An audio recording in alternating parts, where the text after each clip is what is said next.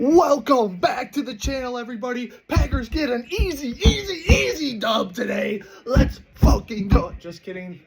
They almost lost to the Jacksonville Jaguars, not Jaguars, the Jaguars. They almost lost to the Jacksonville Jaguars, who moved to 2-6, but the Packers moved to 6-2. I'll take it. A win is a win, especially in the National Football League. Not every game's a gimme. This week, all I heard was trap game, and I believe this was a trap game as well. I think, on paper, the Jaguars look a lot better. They look a lot better on paper than how they played this season. You got, Trevor Lawrence, who I think is all right. Yeah, maybe not that number one overall pick, prodigy quarterback stud like the Andrew Luck they projected him as, but they got him. They got Evan Ingram, who's a solid tight end, had a great game today, fucking wide open touchdown. You got Brian Thomas Jr., a guy I really like this year coming out of LSU. Man, you're looking at that LSU team with Jaden Daniels, Malik Neighbors, and Brian Thomas. It's just, you wonder how they didn't win a national championship with those three studs on the team. But Brian Thomas Jr. looking like a solid pickup as a rookie. You got Christian Kirk also in the receivers, who's been pretty good. Travis Etienne, he was hurt today. He's a good running back. Tank Bigsby looks like a dude. He had 78 yards and a touchdown. We'll talk about that a little more later. But the Jaguars look like a good team on paper. Their director just doesn't show it, and they've lost a lot of one-score games besides for the Bears game. But, man, what a fucking game. It was so great. It felt like you were going to ease into this one. I wasn't going to have my heartbeat racing up to 140s anymore watching this game. Thankfully, then it transitioned to, it did. That last drive on the defense was so Packers-esque, so Dom Capers-esque, so Joe Barry-esque, so Mike Patton-esque. I'm like, Jeff Hadley, what's going on? You played an okay game for most of the day, and you're just letting them absolutely dunk their way, dog walk their whole way down the field. It was just disgusting watching that. But thankfully, my man, Malik Willis, and I'm wearing his jersey today, number 2. Malik Willis came in fucking clutch today. We'll talk about that more in a second here. We'll start off with the stats. Jordan Love, 14 for 22, 196 yards, 0 touchdowns, 1.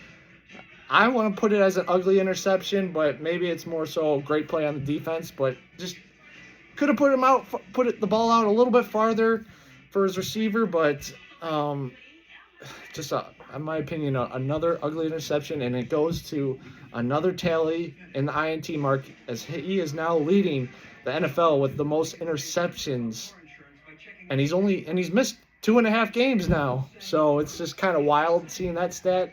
Does have the most touchdowns. I don't know after today, but going into this week is tied for the most touchdowns. But, man, I give him a lot of credit, actually, because he was getting fucking hurt all game long, playing through it. Just getting hit, hard hits constantly. You can tell his legs were getting beat up, and ultimately they probably could have taken him out sooner, but they finally, with the midway start of the third quarter, he had to go out. He couldn't even stand up anymore. So you're in a close game, and you trot out my man. I'm wearing his jersey once again. Number 2, Malik Willis. He absolutely fucking came out clutch today. 4 for 5, 56 yards, 1 touchdown pass, perfect passer rating. Yes, he only threw 5 times, but he had a perfect passer rating nonetheless. And 4 carries to go along with that, 23 yards. I'll tell you this much, Aaron Rodgers, there was a point in 2011 to 14 where he was a great dynamic running quarterback. I don't even want to say running quarterback, but he could scramble out and he could get nice 10, 12 chunk yards on these scramble plays. Of course, he's a pocket passer and one of the greatest throwers of all time, but between him, Brett Favre, and Jordan Love, we've never in my lifetime had a running quarterback. We've always gotten burned nonstop. 2001 playoff game or 2002 playoff game against Michael Vick. 2013, 2012 and 13 getting absolutely burned by Colin Kaepernick nonstop. I can go on and on about how we've been burned. Justin Fields, I'm sure, been burned by running quarterbacks. And now that, although he's just a backup right now, we got a great quarterback that can run the ball in critical situations. Like third down, it was like 3rd down and 8, and it was just you needed to get a first down, and Malik Willis made a play, got like a good 20-yard play run on the play. The man is absolutely came in, and Matt LaFleur said it. He came in and he was confident. That's what you want to see from your backup quarterback. You don't want, I go back to all these backup quarterbacks that come in. It just feels like it's no matter what, they're just going to not be successful, not make the plays. But Malik Willis, he just comes in cold, calm, and he makes the plays. And without a doubt, without Malik Willis today and newly signed kicker last week, Brandon McManus, we would have not won this game. And it was trending towards the Packers losing one of these games for sure. Like this type of game, they were trending to lose it because, we'll never know. But I feel like if Love stayed in the game, I feel like we don't win that game. He just was playing hurt, and they kind of got away from running the ball. Josh Jacobs had a fucking day, 25 carries, 127 yards, 2 touchdowns to go along with that. Josh Jacobs is an absolute dog, especially on that 30-yard touchdown run to put the Packers back up by 7 or 10. I can't remember exactly, but he's a great running back when he is able to use his skills, his cutting ability, his up the field running style, and he can go right in between the guards and the tackles too. He is a great running back. Love to see them use him more. Hopefully he can really start to get going, especially on the second half of the season going into the playoffs. Let's see how they can get him going more. And oh my goodness, Washington, wow, what a game. What a start to the game. Jaden, wow. Anyways, back to the Packers. Man, Josh Jacobs, I want to see how he gets going and how he keeps getting better, because I think this line is going to get better, barring any injury. Josh Jacobs is running really well, and I love to see it. 25 carries, 127 yards. That's fucking what you want from a running back, without a doubt. And another man I want to give a lot of credit to, and it was weird because Emmanuel Wilson, a guy that I think most Packer fans really like and has been a surprise this season as the backup running back, was kind of more so as the third running back today, behind Chris Brooks, a man who they signed on their practice squad this offseason. He was a 7th-round pick last year on the Miami Dolphins, and then Green Bay ultimately picked him up over this last offseason, and he got most of the second running back carries today. 4 carries, 16 yards.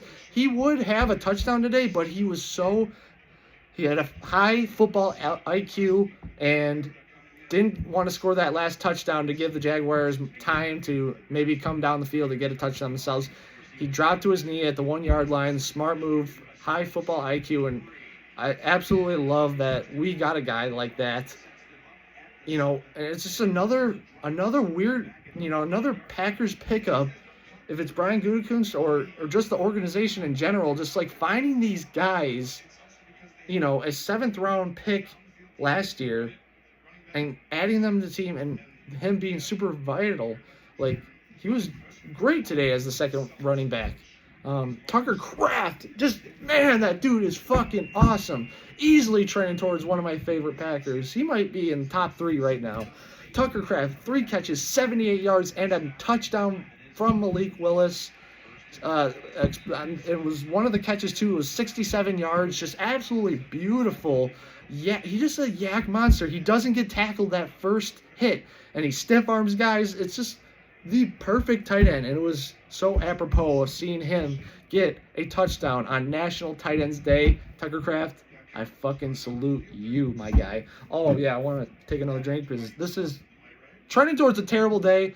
I had some carry of the G to make me feel better, and somehow the Green Bay Packers turned it around, so I'm feeling good. So cheers. Um, Shout out to Cheesehead TV. This shit is fucking amazing. I'm gonna put that right there. Yeah, just an absolute great game. It was just a fun game to watch. Dobbs, another good game from him. 3 catches, 72 yards. Nice. Just made a clutch throw up or clutch catch up the sideline. Love to see Dobbs getting going. Reed, only 2 catches a day for 55 yards, but the one play that mattered. Malik Willis threw a 51-yard dime to him up the sideline when it was tied 27-27 to put the Packers ultimately in field goal position to win the game. Jaden Reed wide ass fucking open. I would love to see on the all-22 if it was Jaden Reed, got attributed to that, or if it was the Jaguars just blowing a coverage thing. I'm sure it was a little bit of both, but love Jaden Reed. Been quiet the last 2 weeks, but nice to see him get that clutch catch and game winner essentially on that 51-yard catch. Christian Watson, 4 catches, 39 yards. I said it last week, I want to see him get going. I want to see more plays designed for Christian Watson because this dude is a fucking baller, and he's a great blocker, and he's getting so much better at catching the football. And obviously the things I have always talked about, his speed, his route running is getting so much better each and every week. Love to see that from the kid. And that's, once again, the beautiful thing about the Green Bay Packers is first quarter of the season, Jaden Reed is the fucking guy. He is the number 1 receiver without a doubt. Last few weeks, it's been Romeo Dobbs. Romeo Dobbs is playing his fucking ass out. Playing his ass off, I should say. And he's just... he's been the number 1 wide receiver the past few weeks. And now you got Tucker Kraft, the tight end, who's been a receiving fucking yak machine these past couple weeks. And now if you get Christian Watson going, now what do defensive coordinators, how do they game plan against this offense? And then eventually you'll get Dontavian Wicks going, hopefully here soon. You get Jaden Reed back going. You get Bo Melton, who I think is a great player as well, going. Shoot, maybe even Malik Heath. This offense, although wasn't superb today, has the potential to be very great. Offensive line played really good, I thought, today, especially run-wise. Jordan Love, man, I love, man, he's the whole key to this shit. Is he going to see what happens next week? Big game against the Lions. We'll talk about that a little bit later, but how is he going to respond? Is he going to be able to play next week? It's going to be really interesting. Although I love my man, Malik Willis. I got my Malik Willis jersey on, number two deuces. I don't know if he can alone beat the Detroit Lions, who are just a fucking great football team. You need Jordan Love and his arm, for better or for worse. You need him in order to beat this team.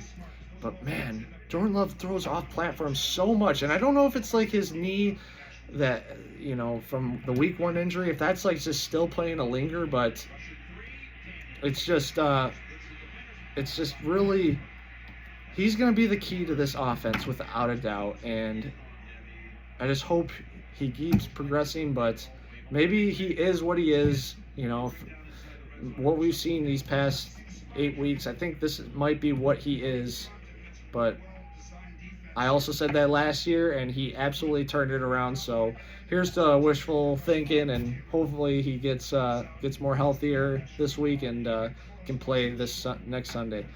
Defense, not a great game for them necessarily. I thought they played pretty well for the most part of the game. That last drive by the Jaguars where they're down by 7, 3 minutes left, and they just absolutely dog walked the Packers all the way down the field for 90 yards to get a touchdown. It's that was tough to see, but especially you got Jair Alexander. I swear the man does not tackle anymore. His tackling career is done. If you want him to tackle, it's the same thing as Brook Lopez. You want Brook Lopez from the Bucks to get a rebound, dive for the ball, get a rebound. You're not going to see that. Brook will never do it. He'll just stand up and let somebody else get it. That's the same with Jair and tackling. He will not tackle anymore. He is strictly a cover guy now. And although I think he's a pretty good cover guy, but if you're just going to be a cover guy, I need you to be the most elite cover guy, especially if you're not going to tackle. Evan Williams, I guess, who I thought has played great football these past 2 weeks, I guess got injured during the pregame process, so it kind of like put the DB situation in flux. You got Javon Bullard going back to his starting role, the second-round rookie from Georgia. Did not think he had a good game at all. In fact, got burned twice by his rival LSU receiver, Brian Thomas, for a touchdown today. I thought Thomas kind of just ate Bullard up today. So big learning experience for Javon, but I really loved his tape coming out of college. Hopefully he can rebound from this, learn from his mistakes, and get better, because he's still a vital part to this team, especially since we don't know the injury that happened to Williams, and will it take him out for a couple weeks? We don't know yet, but so we need him to step up big time. Another man who continues to step up, our defensive MVP, Xavier McKinney, gets another interception today. His 6th interception of the year in 8 games. The man is easily heading towards first-team All-Pro.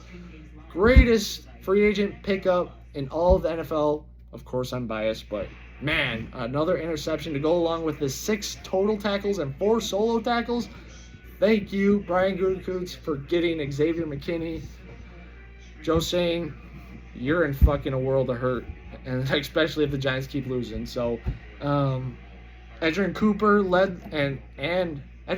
and Eric Wilson led the team in tackles, and both of them had 9 total tackles each to go along with their 5 solo tackles each.